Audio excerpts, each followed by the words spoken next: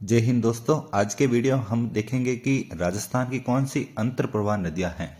ठीक है, उनके बारे में पढ़ेंगे जिसका जल नहीं तो अरब सागर में गिरता है और न ही बंगाल की खाड़ी में अपना जल विसर्जन करती है। तो वो कौन कौन सी नदियां हैं, एग्जाम के लिए महत्वपूर्ण है। तो आपको ये भी ध्यान में रखना है कि अंतर प्रवाह नदियां कौन कौन सी हैं और वो कहाँ से उद्भव होती हैं। ठीक है, और उसी नदी पर कौन से बांध बने हुए हैं, कौन कौन सी सभ्यताएं हैं, तो वो आप उनको ध्यान में होना चाहिए। तो हम एक एक करके सारे जो नदियां हैं अंतर प्रवाह वाली नदियां वो कवर करेंगे। तो सबसे पहले हम शुरुआत करते हैं घग्गर नदी से। देखो, घग्गर नदी भारत की सबसे बड़ी अंतर प्रवाह नदी है। देखो, राजस्थान की तो है, परंतु भारत की सबसे बड़ी अंतर प्रवाह नदी कौन सी है, तो घग्गर नदी। ठीक है, ये इसका उद्गम देखें तो कालका माता शिवालिक से होता है, जो कि हिमाचल प्रदेश से वो आती है, फिर राजस्थान के हनुमानगढ़, फिर श्री गंगानगर से होते हुए पाकिस्तान में चली जाती हैं। ठीक है, यहाँ पर पहले अनूपगढ़ था, परंतु अभी वापस इन 9 जिलों को हटा दिया गया है, तो वो अनूपगढ़ भी उसमें शामिल था, तो वापस श्रीनगर हो गया। तो ये दो जिले से होकर बहती हैं। ठीक है, इसी नदी पर देखो, एक तो कालीबंगा और पीलीबंगा दो सभ्यता आपको देखने को मिलेगी। ठीक है, घग्गर नदी पर। तो ये घग्गर नदी पर विशेष रूप से आपको ध्यान में रखना है। ठीक है, दूसरा देखें तो दूसरा जैसलमेर में देखें तो एक जो सबसे छोटी अंतर प्रवाह नदी आपको देखने को मिलेगी, जिसका नाम है काकनेय नदी, या आप यहाँ दूसरा नाम भी कहते हैं काकनी नदी, मसूरदी नदी। ठीक है, ये एक ही नाम है, तो आपको यह ध्यान रखना है। और ये राजस्थान की सबसे छोटी अंतर प्रवाह नदी है, मात्र 17 किलोमीटर तक ये चलती हैं। ठीक है, ये और कहाँ से उद्भव होता है, तो कोठारी गांव है वहां से उद्भव होता है और सिर्फ जैसलमेर ही बहती हैं। देखो, इसकी एक विशेषता ये है कि यहाँ पर जो ये नदी है ना, बुझ झील का निर्माण करती हैं। ठीक है, जब भी आप जैसलमेर में जाओगे तो आपको बुझ झील देखने को मिलेगी।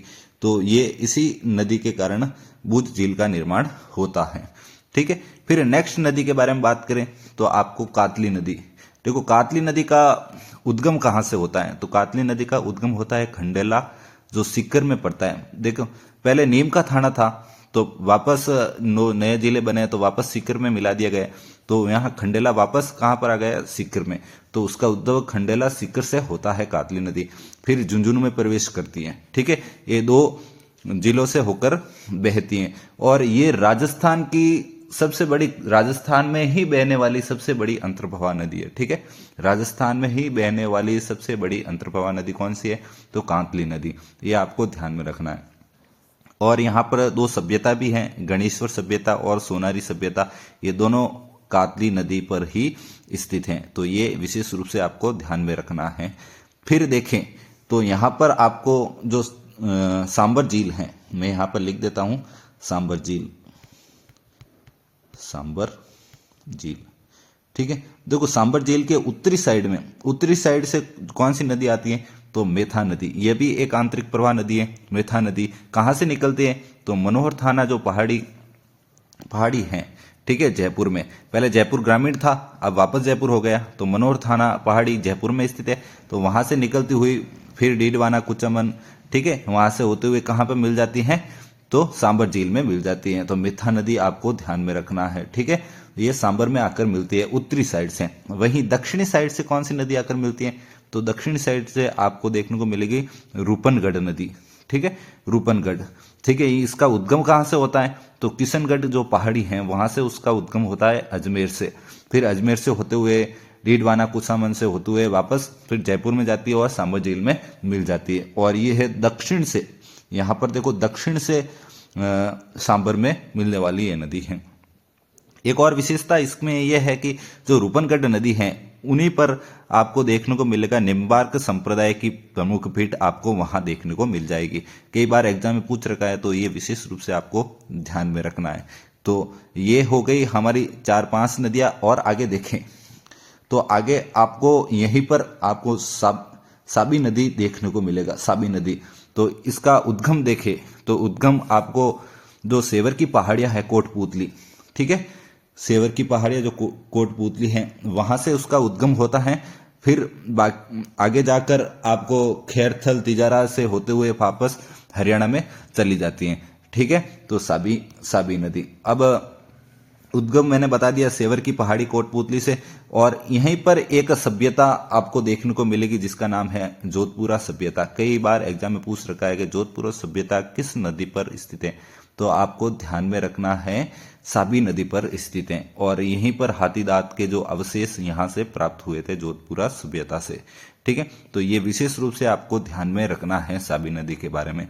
फिर नेक्स्ट देखें तो इसके नीचे आपको जैसे रूपारेल, लसावरी, वराहा नदी, ये तीनों एक ही नाम है, आपको याद रखना है रूपारेल, लसावरी या वराहा नदी।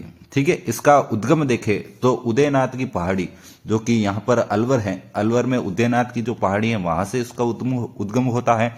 फिर बाद में डींग, भरतपुर से होते हुए आगे चली जाती हैं। तो यहाँ पर देखो आपको अलवर से आरंभ होती है, फिर यहाँ पर डींग जो नया जिला बना है वहां से उसके पास से ठीक फिर भरतपुर में चली जाती है, फिर भरतपुर में आगे चली जाती हैं। तो यहाँ पर देखो एक तो आपको एक बांध देखने को मिलेगा सीकरी बांध, ठीक है, जो डींग में स्थित है, इसी नदी पर स्थित है, रूपारेल नदी पर। तो सीकरी बांध किस नदी पर स्थित है, तो रूपारेल नदी पर स्थित है। तो ये भी पूछ रखा है एग्जाम में। और जो नौहर सभ्यता है, ठीक है, नौहर सभ्यता वो भी रूपारेल नदी पर ही स्थित है। तो ये भी आपको ध्यान में रखना है। ठीक है, और नेक्स्ट रूपारेल के संबंधित एक इंपॉर्टेंट बात आपको ध्यान में रखनी है कि यहां पर जो भरतपुर है, भरतपुर का संपूर्ण पानी सप्लाई या कहते हैं भरतपुर की जीवन रेखा जो कि मोती झील है, तो मोती झील में पानी कहां से आता है, तो मोती झील में पानी आता है रूपारेल नदी से आता है। तो ये विशेष रूप से आपको ध्यान में रखना है कि मोती झील में किस नदी से पानी आता है, तो रूपारेल नदी से पानी आता है। तो ये आपको ध्यान में रखना है। और मोती झील कहाँ है, तो मोती झील आपको जयपुर में देखने को मिलेगी, जिसे जयपुर की जीवन रेखा भी कहते हैं। तो साबी नदी भी याद रखना है और रूपारेल नदी भी याद रखना है। फिर नेक्स्ट देखें तो नेक्स्ट आपको देखने को मिलेगी इसी के ठीक नीचे आपको बाणगंगा, आपने नाम सुना ही होगा बाणगंगा, जिसे अन्य नाम भी कहते हैं जैसे अर्जुन की गंगा, ताला नदी या रुंडित नदी। अब रुंडित नदी क्यों कहते हैं, आपको पता है कि जो बाणगंगा है पहले उसका जो जल विसर्जन होता है यमुना नदी पे, परंतु यमुना के पूर्व की ओर खिसक जाने के कारण इसका जो बाणगंगा है उसका नदी जो पानी होता है वो अंतर प्रवाही होता है, आगे जाकर यमुना में नहीं मिलता है। तो ये अंतर प्रवाह नदी हो गई, ठीक है, इसलिए कारण उसे रुंडित नदी भी कहते हैं। ठीक है, इसका उद्गम देखें तो बैराट की पहाड़ी जो कि पहले कहाँ थी, जयपुर में थी, फिर बाद में कोटपुतली बहरोड हुआ तो वो उसमें आ गई। तो बैराट की पहाड़ियाँ कहाँ हैं, तो कोटपुतली बहरोड में है। तो वहां से कौन सी नदी निकलती है, तो बाणगंगा निकलती है। ठीक है, तो बहरोड से होते फिर जयपुर के बाद में दौसा आपको देखने को मिलेगा, दौसा के बाद में आपको भरतपुर देखने को मिलेगा। ठीक है, ये नदी यहीं से होकर बहती है। तो इसके संबंधित इंपॉर्टेंट बात देखें तो आपको यहाँ पर जो जयपुर है, जयपुर में जयवा रामगढ़ आपको बांध यहाँ पर देखने को मिलेगा, जयवा रामगढ़ बांध। तो कहाँ पर स्थित है, तो जयपुर में स्थित है। किस नदी पर स्थित है, तो बाणगंगा नदी पर स्थित है, ये भी आपको ध्यान में रखना है। फिर देखें तो अजान बांध, ठीक है, भरतपुर का बांध है अजान बांध, तो ये भी किस नदी पर स्थित है, तो बाणगंगा नदी पर स्थित है। एक और विशेषता यहाँ पर देख लीजिए, जो घना पक्षी उद्यान है, ठीक है, जो कि भरतपुर में स्थित है, घना पक्षी उद्यान, और यहाँ की जो जल आपूर्ति कहाँ से होती है, तो यही बाणगंगा नदी से ही इसका जल आपूर्ति होती है। तो ये भी आपको ध्यान में रखना है बाणगंगा के संबंधित। फिर देखें तो अन्य जो नदी, जैसे मैंने जैसलमेर की बात करें तो एक और आपको नदी देखने को मिलेगी जिसका नाम है रोहिला नदी, ये भी आपको ध्यान में रखना है। मैंने आगे बताया काकनेय नदी, ठीक है, जो बूझ झील का निर्माण करती है, वो भी कहाँ पर है, तो जैसलमेर में स्थित है। ठीक है, एक और अन्य नदी भी देख सकते हैं आप, जैसे बाड़मेर की निम्बाड़ा नदी, ठीक है, तो निम्बाड़ा नदी कहाँ पर है, तो बाड़मेर में स्थित है। तो ये भी आपको ध्यान में रखना है, ये भी क्या है, अंतर प्रवाह नदी।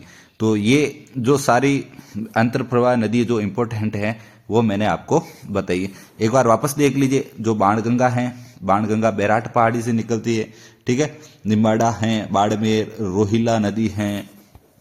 फिर आगे देखें तो मैंने साबी नदी के बारे में बताया, ठीक है। फिर जो रूपारेल नदी है उसे लसावरी नदी, वराहा नदी भी कहते हैं। ठीक है, फिर आगे हमने देखा था घग्गर नदी। तो घग्गर नदी तो महत्वपूर्ण है ही, जो भी उस पर जो सभ्यताएं बनी है वो कई बार एग्जाम में पूछ रखा है किस नदी पर सभ्यता बनी हुई है, तो ये भी आपको याद रखना है।